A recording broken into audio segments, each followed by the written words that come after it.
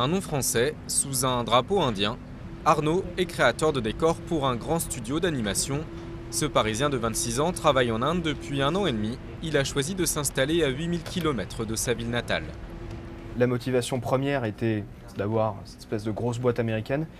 Dans un autre sens, il y avait l'expérience indienne. J'ai tout le temps vécu et travaillé à Paris, donc ça arrive vraiment qu'une seule fois dans une vie d'avoir cette opportunité de pouvoir travailler à l'étranger. Même choix pour Rémi, 25 ans. Lui est originaire de Nîmes. Il a d'abord pensé à se forger une expérience de jeune diplômé. Ça permettait de découvrir une nouvelle culture, de parler anglais et d'avoir un très bon travail.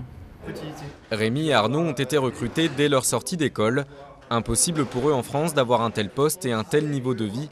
Le marché du film d'animation est dominé par les Américains.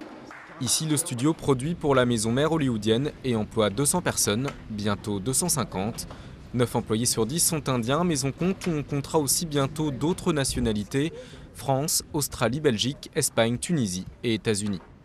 C'est un peu le genre d'expérience où on vit quelque chose, quoi. Et donc, après, quand on retourne dans son train-train, d'un seul coup, on a l'impression qu'on vit plus grand-chose. Et je sais qu'il y a pas mal de gens qui, après être venus ici, sont rentrés à la maison, zut alors. Et maintenant quoi? S'expatrier, une expérience qui séduit de plus en plus de jeunes. Bangalore est la ville qui connaît le développement technologique le plus rapide d'Inde. Des centaines de multinationales y sont désormais présentes. Aujourd'hui, 460 Français vivent ici, 3 fois plus qu'il y a 3 ans.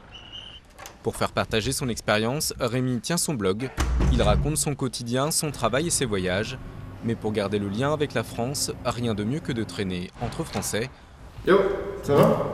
Arnaud habite 3 étages plus bas. L'occasion de se retrouver autour d'un verre et de chasser le doute les soirs de cafard. Les 4 premiers mois, on pense sérieusement à retourner en France, à tout plaquer. Et puis après, on commence à trouver ses repères, on commence à trouver ses habitudes.